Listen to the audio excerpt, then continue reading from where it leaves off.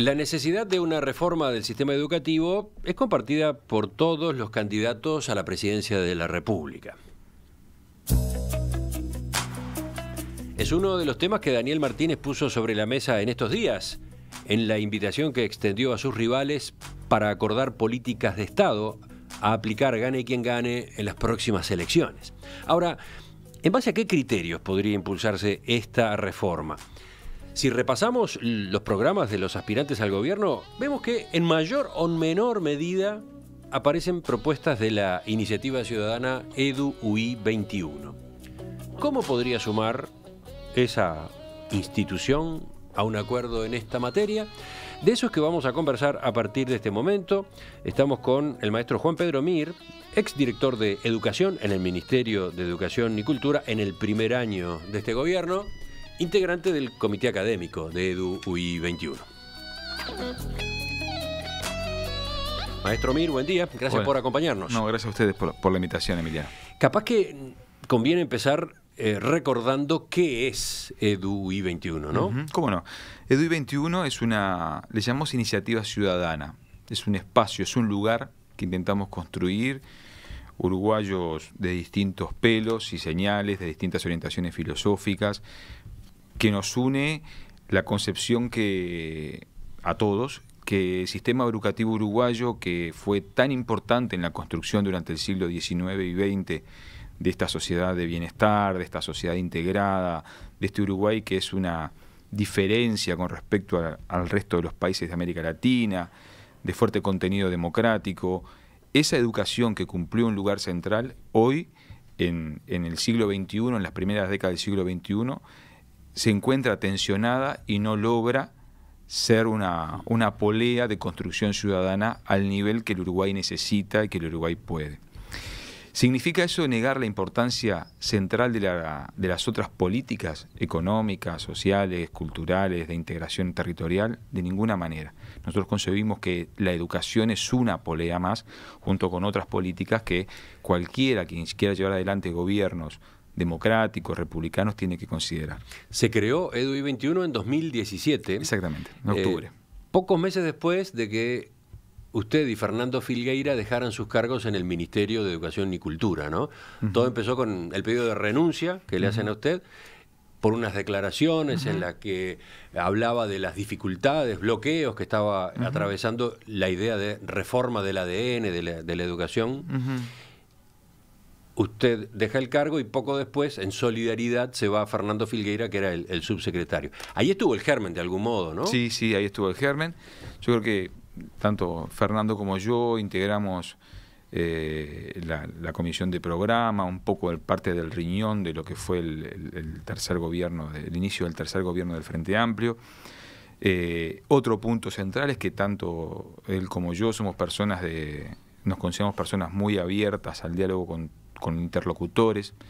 Seguimos ese precepto ballista de fortaleza en la discusión de ideas, confrontar en la discusión de ideas y de cuidado en el trato personal, eso que afirmaba Valle o Domingo Arena desde las páginas del diario El Día, y eso nos da la posibilidad de interactuar con todos los sectores sociales. Justamente, ¿sí? ¿Alguna palabra sobre eso? ¿Quiénes son ustedes? ¿Quiénes están en EDU-UI 21? También recordemos eso. Bien, hay un amplio abanico. Está desde Ana Ribeiro, que formó parte del comité fundador, está Gerardo Caetano, está Pablo da Silveira, no quiero omitir a nadie, ¿no?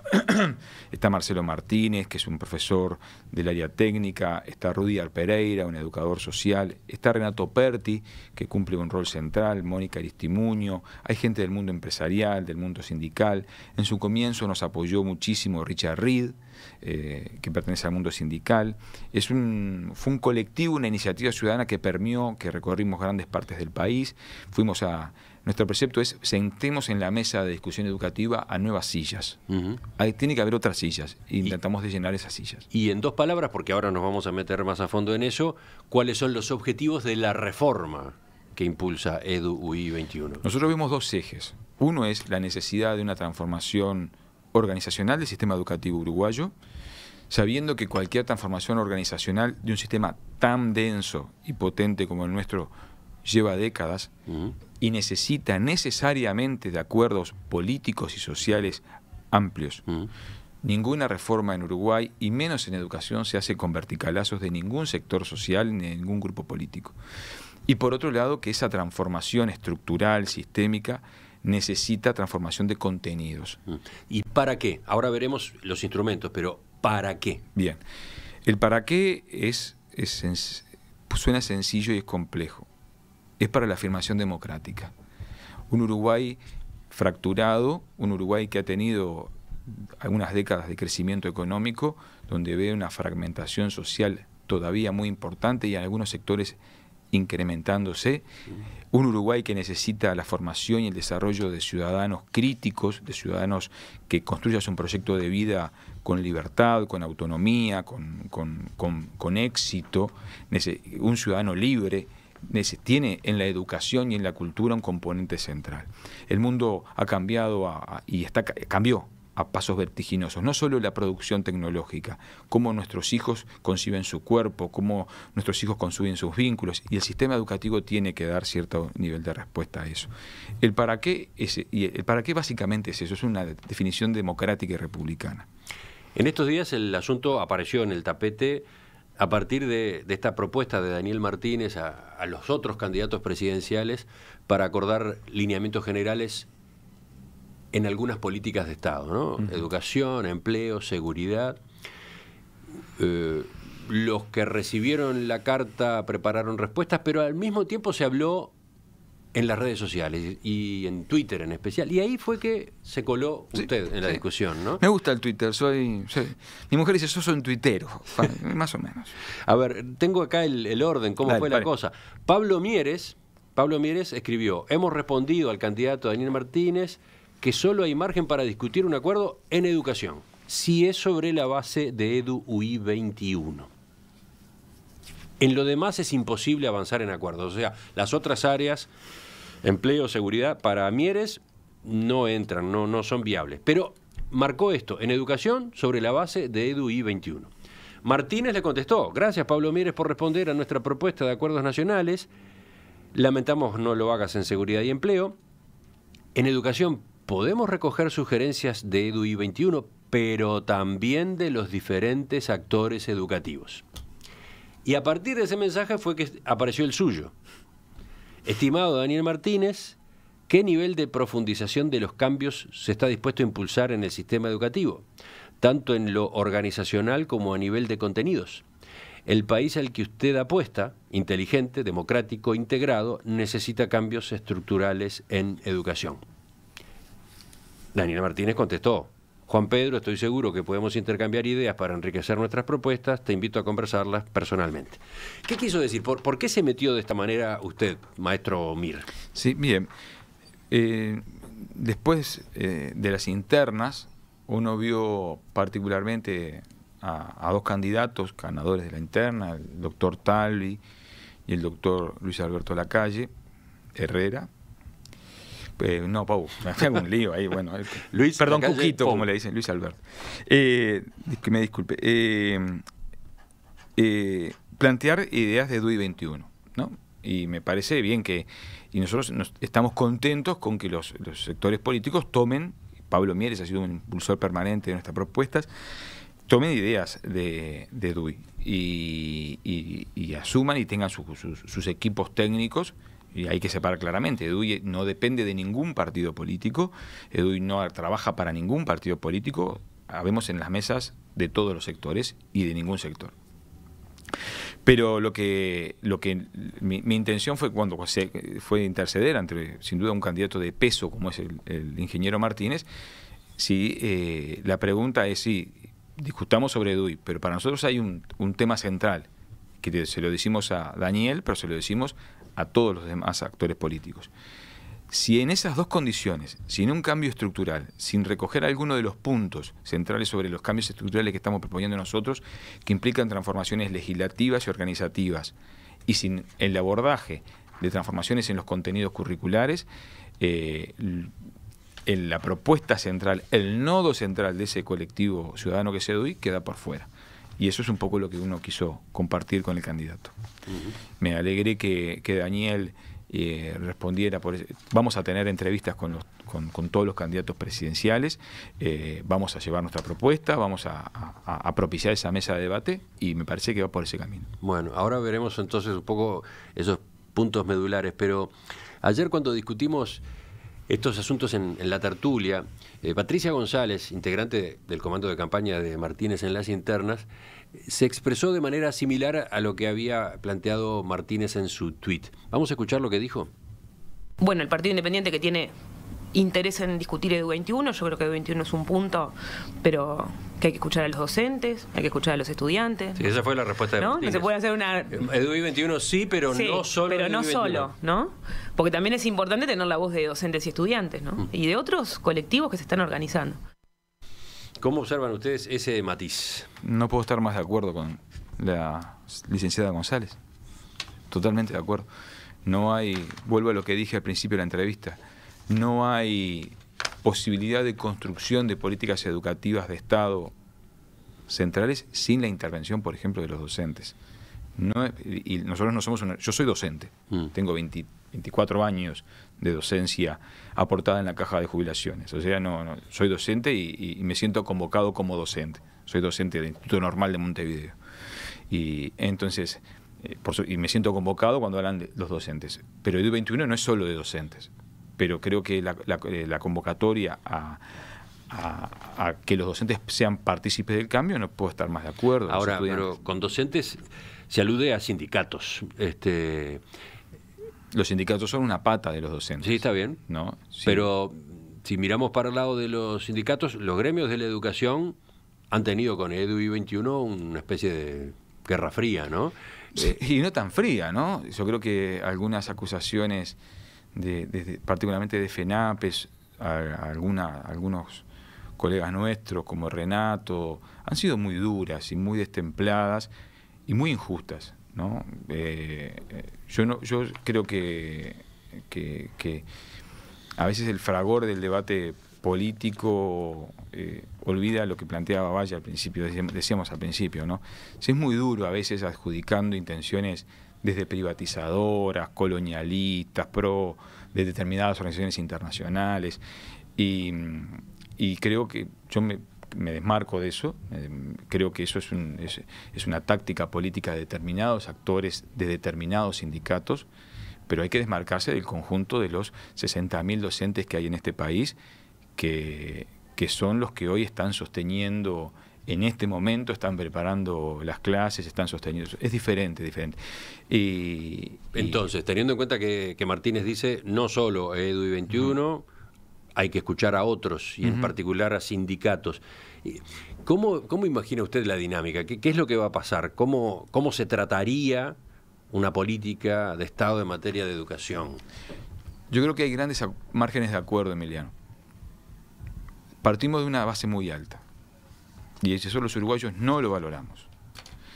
Yo creo que hay una base muy alta para poder construir acuerdos centrales, donde nosotros como colectivo estamos totalmente de acuerdo. Primero el tema de la laicidad, una laicidad republicana, una laicidad inclusiva, una laicidad que ponga al pensamiento científico y la divergencia y las agendas de derechos en el centro del ciudadano.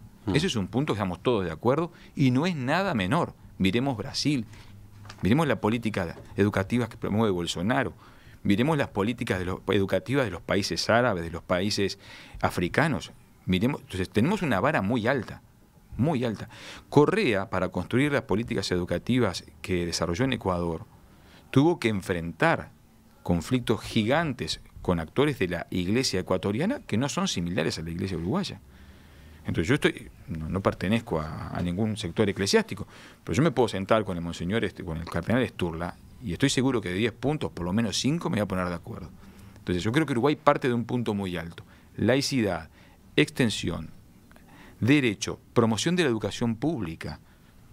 La educación pública como centro, nadie está cuestionando, no hay un intento privado, no es llevarle el dinero a organizaciones que no son públicas. No, nadie planteó, en ningún punto está planteado la privatización de la educación pública. Usted dice que en ningún punto de la propuesta de Edu21. En ningún punto, en ningún punto está planteado. Entonces, creo que partimos de una vara, de una base, de una plataforma de acuerdos amplia. Perdón, pero esas características que usted acaba de mencionar podría decirse que son las del sistema educativo actual. No necesariamente. A ver. No necesariamente. Porque hay elementos. En ese sentido son el sistema educativo actual, si tenés razón. Entonces la El pregunta punto es la transformación. Claro. Esas bases, usted dice, reúnen un amplio consenso, bárbaro. Pero el tema es que, por lo visto, con eso no está alcanzando. No está alcanzando. Y ese sistema tiene que ser modificado. Y mi pregunta es, ¿cómo se va a procesar la discusión sobre esa reforma? Teniendo en cuenta que está EDUI 21 como referencia, pero también están los gremios de docentes, o bueno, las asociaciones académicas vinculadas a la docencia. Las asociaciones de padres que están germinando. Hay dos puntos que creo que hoy nos puede concitar amplios marcos de acuerdo. Uno es la necesidad de cambiar las condiciones en que se genera el trabajo docente en las instituciones. El trabajo docente en las instituciones es de un profundo desgaste, de un profundo aislamiento. No ha habido hay una continuidad, y si yo me extiendo, usted córteme, sí. Cotelo.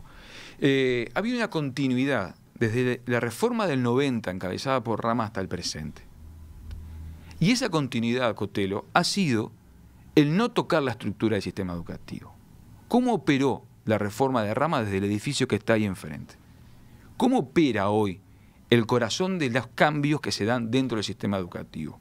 Generando proyectos y agendas paralelas al sistema. ¿Qué es Ceibal? Un espacio paralelo a la ANEP. ¿Qué fue el MECAEP, el MENFOD? Todas obras del proyecto RAMA, paralelos. Lo que no se tocó fue el nodo, la forma de organización disciplinaria y curricular de escuelas y liceos, las formas de trabajo en las escuelas. Hoy, un maestro que tiene una situación de altísima tensión en cualquier escuela de Montevideo se encuentra absolutamente aislado con su directora, con su secretaria, y si llega a faltar 2 maestros, porque puede faltar, en la escuela queda absolutamente trastocada porque no hay otros actores. Entonces, vaya si yo podré ponerme de acuerdo con mis colegas docentes en pensemos otros formatos de constitución de lo escolar y lo liceal. Necesitamos que las escuelas haya liceos haya equipos multidisciplinarios, necesitamos articular en territorio con pediatras, necesitamos que el Estado, que tiene diferentes renglones de gasto que van desde el BPS, los municipios, el MIDES, el INAU, etcétera, etcétera, que gastan todos en forma paralela, se unifiquen arropando y cuidando a los centros educativos y las políticas sociales que se dan en torno a ellos. Usted dice que ese es un punto en el que la propuesta de EDUI 21 puede ser perfectamente compartible por los sindicatos de la enseñanza. ¿Qué han pedido? Yo no quiero hablar por los sindicatos, pero ¿qué han pedido tradicionalmente los sindicatos y en los cuales estamos absolutamente de acuerdo? Por ejemplo, la construcción y el apoyo de equipos multidisciplinarios que sostengan el trabajo docente y que no, porque hoy el menor problema en los centros educativos son problemas didácticos, son problemas de una sociedad que se está resquebrajando de pautas de crianza de la infancia, de la juventud y de la adolescencia que repercuten en los centros. Así que entonces allí habría una coincidencia posible. ¿Qué otra? Sí. Con los gremios de la enseñanza, yo con creo los que docentes. Otro punto central es el desarrollo de la profesionalización docente. No imaginamos una construcción de un sistema educativo en Uruguay, por ejemplo, el modelo Singapur. En Singapur, vos sabías, Cotelo, que en Singapur todavía están habilitados los castigos físicos. Porque nosotros pensamos que el mundo es Europa septentrional, meridional y el Río de la Plata en el eje San Pablo, Montevideo, Santiago de Chile. No. O sea, en China, en el mundo árabe, en Singapur, con las tasas de excelencia están dadas porque están habilitados los castigos físicos, están regulados los castigos físicos. Entonces, y los maestros, la tasa de los maestros, la construcción profesional del maestro, del profesor, es muy diferente a la nuestra. Otro punto de acuerdo es que necesitamos la profesionalización de la carrera docente, donde la carrera docente y los institutos de formación docente han sido una maravillosa plataforma durante el siglo XIX, XX, XXI para que quienes provienen de sectores sociales medios y medios bajos, quienes teníamos a nuestros padres con formación no universitaria, puedan acceder a formación terciaria. No es lo que ahora la universidad promueve, lo hizo Varela desde que fundó el Instituto Normal, primero con la Sociedad de Amigos de la Educación Popular y después con Institutos Normales de Montevideo. Entonces, la profesión docente, como una profesión bien remunerada, no se puede seguir concibiendo que la profesión docente sea a igual formación que el resto de otras profesiones, cobrar un 20, un 30% menos en peores condiciones. Entonces, en eso no me imagino poder estar en desacuerdo con los sindicatos. Necesitamos que, entre otras cosas, docentes y maestros instalados en las escuelas, que no tengan que trabajar en 2 escuelas para poder hacer un salario digno, que no puedan trabajar en 3 liceos para cumplir los horarios, equipos de profesores y de directivos que estén radicados y que construyan proyectos institucionales a 5 años, etcétera, etcétera.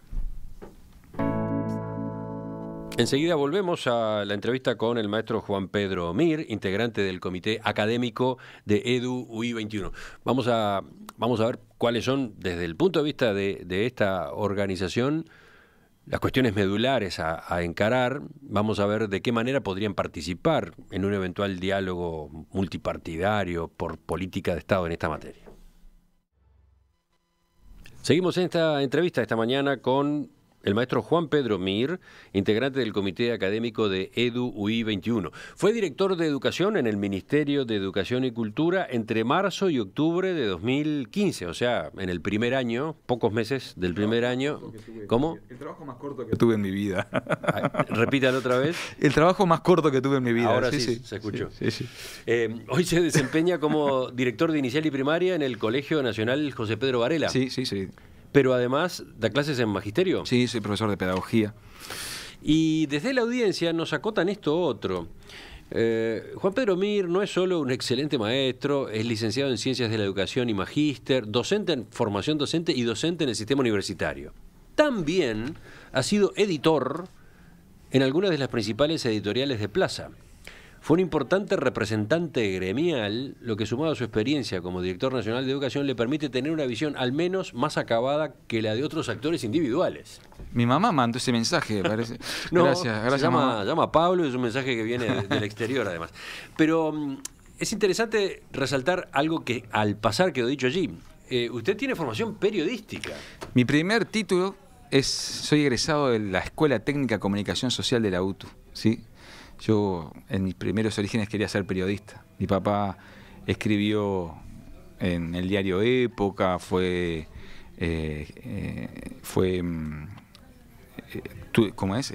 libretista de radio, y tenía esa imagen vengo de un hogar sencillo pero con alta dosis cultural, y para mí el periodismo, la historia, siempre formaron un espacio. Entonces primero fui periodista, me recibí de periodista y incursioné, pero después me dediqué sobre todo a escribir, que es lo que me gusta. Otro mensaje que llega de la audiencia: en medio de una revolución científico-tecnológica como la que se está dando, ¿seguimos hablando de liceos? Pregunta Néstor. Es fantástico lo que plantea Néstor. Y una de las cosas, como te decía, en el empleo más corto del mundo, más corto en mi vida, que fue el de director de educación, me acuerdo haber recibido la propuesta del Instituto Pasteur de París y la propuesta del SODRE de desarrollar institutos secundarios específicos articulados con las áreas, en un caso de las ciencias y en otro caso de las artes. Julio Boca y Ehrlich tenían el proyecto de desarrollar institutos secundarios de alta calificación, internados, públicos, laicos, donde los muchachos pudieran especializarse en esas áreas. Las lógicas internas del gobierno del sistema, que es lo que nosotros queremos transformar, bloquearon esas excelentes iniciativas que no son nada privadas, no es privatizar la educación, es flexibilizar el sistema, necesitamos otros modelos de intervención.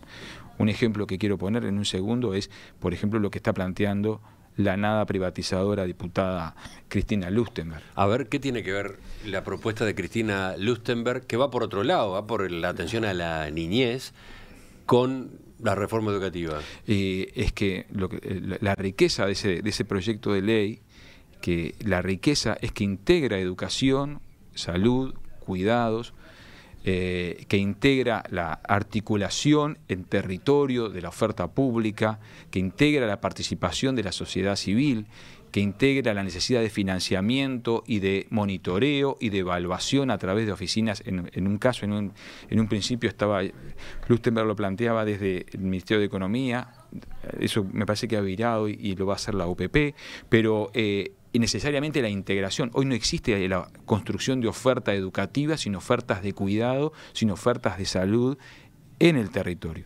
Si me permitís un minuto, yo pido disculpas porque siempre pongo el mismo ejemplo. Si un niño que vive, yo colaboro con la propuesta de la FUEB de centros educativos, si un niño de la escuela 141 de Mendoza o Instrucciones es disléxico y tiene la enorme suerte de ser diagnosticado y tiene la enorme suerte de que su papá o su mamá están en caja, entonces tiene acceso vía BPS a tratamiento en clínica. Ese niño tiene que salir todos los días de Instrucciones y Mendoza para ser tratado en las clínicas en las clínicas del centro de Positos o Cordón. Esa madre, generalmente son las madres, va a tener que tener 1 hora y media en el 175 para venir y 1 hora y media para volver, para que su hijo sea tratado 2 veces por semana durante los años necesarios. ¿Qué va a implicar? Que ese niño no pueda continuar. Pero aparte, todos sabemos que la dislexia no se cura con un tratamiento en una clínica. Entonces, lo que necesitamos es la articulación de la oferta de la escuela con con las clínicas, con el liceo que queda al lado, porque aparte no es que el niño deja de ser disléxico cuando pasa al liceo. Entonces, esa articulación que necesita una reingeniería del sistema es el desafío, desde nuestro punto de vista, para el Uruguay de más allá, y la discusión del formato del liceo, como planteaba el oyente, que suscribo totalmente. Volvamos al punto de partida, volvamos a ese tuit que usted le dirigió a Daniel Martínez, o mejor dicho, la respuesta a un tuit de Daniel Martínez. ¿Qué nivel de profundización de los cambios se está dispuesto a impulsar en el sistema educativo, tanto en lo organizacional como a nivel de contenidos? El país al que usted apuesta, inteligente, democrático, integrado, necesita cambios estructurales. Más temprano usted señalaba, hay dos grandes áreas en la propuesta de EduUI 21, hay 2 fundamentales. ¿Vamos a profundizar en ellas? Bueno, la primera es la necesidad de una reorganización institucional. ¿Qué quiere decir eso? Bajémoslo a términos concretos. Bien, voy a tratar de ser algo muy complejo, voy a tratar de ser maestro ciruela y explicarlo. Me falta el pizarrón, Emiliano. Yo necesito pizarrón siempre. Para la próxima nos avisa con tiempo lo prevemos. Le pido disculpas, Emiliano. Entonces, el sistema educativo nació como una torta Rogel, ¿no? Fue por capas superpuestas, ¿no? Para nuestra sorpresa, la primera formación del sistema educativo es la Universidad de la República, que la fundó el Gobierno de la Defensa. Después surge primaria, después surge secundaria, anexo a la universidad, después surge la UTU fundada por Pedro Figari. Y después entonces, esos espacios, la ley que fueron autónomos, de la mano de la autonomía y de la mano del viejo concepto ballista de ente autónomo, que es muy uruguayo, ¿no? Los entes autónomos son repúblicas independientes. Entonces, en Uruguay es muy difícil explicarle a un extranjero cómo funciona el sistema educativo uruguayo, que es único en el formato de trabajo donde, primero, es un ente autónomo el cual no da cuentas al conjunto de la sociedad. Esto, a ver, sí, es autónomo la ANEP. La ANEP es autónoma la universidad. Y es autónoma la Universidad de la República. Son repúblicas independientes. Y acá no quiero que mis colegas docentes me linchen, porque yo no estoy discutiendo la autonomía profesional que yo como docente tengo que tener en libertad cuando voy a dar mis clases de pedagogía, que tengo que renovar los contratos, no, pero sí el sistema como tal no puede seguir pensándose que puede estar desconectado de las otras políticas de cuidados, de salud, de las otras políticas, hasta de educación del propio ministerio. Entonces, cada subsistema del sistema educativo, yendo a inicial y primaria, secundaria, educación técnico-profesional, son mundos independientes. No hay una... dentro de ese ente autónomo ANEP, a su vez, hay mundos independientes. Emiliano, yo fui maestro de sexto durante muchísimos años y la matemática que yo enseñaba en la clase de sexto año era muy diferente a las posibilidades o a la propuesta que el niño cruzando de diciembre a marzo iba a tener en segundo de liceo, en primero de liceo.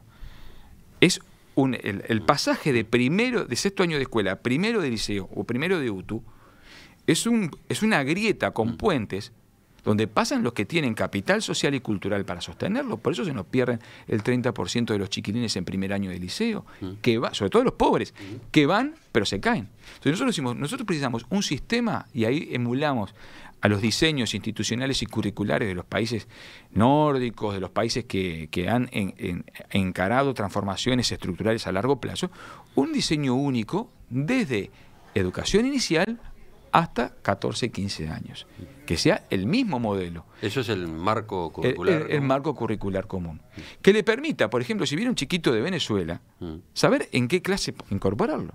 Que permita a una muchacha que tuvo que dejar de estudiar a los 12 años, se le permite hacer una prueba, una acreditación de saberes por competencias, y de qué manera poder incorporarla, por ejemplo, en tercer año de secundaria o que siga su trayecto en la educación media superior.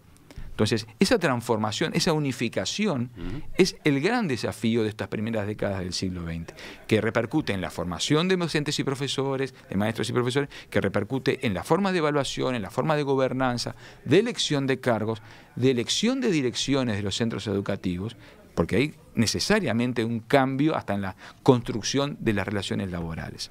No puede ser que este país todos los años los profesores elijan sistemáticamente el liceo y el grupo que van a tener. Es un gasto institucional que realmente eligen los mismos, pero se eligen los mismos en determinados lugares. En las zonas de pobreza cambia. Ahí está hablando de lo que hay que encarar desde el punto de vista organizacional dentro del sistema educativo. Pero antes hablaba del problema de la gigantesca autonomía. Ajá. También supongo que hay que atacar eso. Sí. A ver, a un docente decirle atacar la autonomía es como... No, está bien, el verbo atacar no fue el más feliz. No. Pero considerar, ahí hay que redimensionar. Un desafío. Hay una discusión conceptual que yo ojalá sea capaz de explicarla y evitar la confrontación Peñarol-Nacional. Cuando se habla y esta fue la primera discusión que tuvimos en el gobierno, ¿no? Cuando se habla del 6% de la educación, del PBI para la educación, y aparte se agrega las instituciones que lo dan, ANEP y UDELAR. Hoy eso es una agenda, y se toman referencias de UNESCO, es una agenda de por lo menos 30 años atrás. Yo no puedo hablar hoy de educación, Emiliano, si no hablo de los servicios que se van complementando con la educación. Por ejemplo, el cuidado. Porque es decir, entonces la escuela, lo que sucede en la escuela es aparte de lo que sucede en el cuidado de las mamás que tienen que ir a trabajar o en el cuidado de la salud integral del chiquilín. Entonces, no es por renglón, no es un renglón, la autonomía de la educación hoy, que tiene que ser autonomía profesional, laica, la construcción de pensamiento científico, lo que planteó Reina Reyes, etcétera, etcétera. Pero es una autonomía que tiene que ser redimensionada en función de otras políticas con las cuales se tiene que integrar, que son políticas culturales, políticas de integración territorial, políticas municipales, políticas de mejora edilicia, políticas de cuidados. Entonces, esa autonomía tiene que rendir cuentas y tiene que ser conectada. Aparte de lo organizacional, ¿dónde está el otro foco principal de la reforma que impulsa EDUI 21? En los contenidos. ¿En qué sentido? Por ejemplo, el programa de escuelas que se votó en Uruguay en el 2008 logró algo único, que fue asignaturizar los contenidos de primaria. O sea, primaria viene con una lógica integral del conocimiento, que nuestros grandes maestros, Julio Castro, José Aldo Sosa, Reina Reyes, el santoral laico uruguayo en el cual fuimos formados los docentes, hablaban de una educación vinculada a los problemas del contexto, integral, la escuela experimental, el proyecto de escuelas experimentales.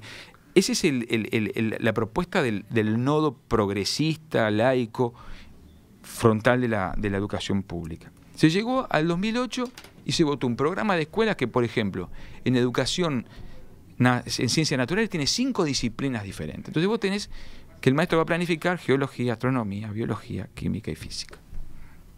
Entonces, seguimos reproduciendo un modelo contenidista, lo que plantea hoy el oyente. En un contexto del siglo XXI de articulación, necesitan competencias, articulación de habilidades, modelos de trabajo por proyectos, modelos de trabajo trabajando con el otro, donde se problematiza inclusive, Emiliano, la construcción de grados. Hoy el niño de tercero trabaja con el de segundo, trabaja conjuntamente, aprende uno del otro, se coeduca, se generan proyectos donde los muchachos trabajan a veces con el profesor en clase frontal, el profesor en clases masivas, trabajan 2 maestros, 3 maestros juntos, un poco como avanza el mundo hoy. El diseño de los contenidos que establece la educación uruguaya es un diseño muy similar a la primera mitad del siglo XX. Entonces, la construcción de nuevas propuestas educativas basadas en el desarrollo de habilidades, de competencias, en el fortalecimiento de las segundas lenguas, en el desarrollo del tiempo libre. Emiliano, nuestros niños tienen que tener, jóvenes tienen que tener tiempo libre, inclusive dentro de las instituciones, para poder desarrollar el deporte, para darle ese debate del conocimiento lúdico, creativo, innovador en los centros educativos. Es parte del nodo conceptual de las reformas curriculares, que va más allá del desarrollo de construcción asignaturista. La pregunta que viene a continuación es ¿cómo? Si es viable que en el espectro político uruguayo termine acordándose en torno a este tipo de cuestiones, ¿no? Ahí viene la etapa que ahora se aproxima. Yo creo que el Uruguay tiene en el sistema político unas reservas muy importantes. Es muy difícil, porque además implica construir esto implica definiciones complejas. Pero yo creo que sí es viable. Uruguay tiene experiencias maravillosas, como son el Plan Ceibal, tiene políticas de Estado que han sido desde el 85 para acá muy fuertes, como es la expansión del tiempo pedagógico, la construcción de liceos y escuelas públicas. Tiene una Universidad de la República que produce conocimiento sistemáticamente, ha desarrollado el conocimiento terciario en el interior de la República. Yo creo que Uruguay puede. El tema es si nuestros candidatos están dispuestos a comprar el desafío y los problemas y direccionar esta reforma que tiene que ser integral, porque tiene que tener el horizonte claro, pero gradual. Juan Pedro Mir, integrante del Comité Académico de EDUI 21, gracias por visitarnos esta mañana. Un placer, Emiliano. Volvemos sobre estos temas en cualquier momento.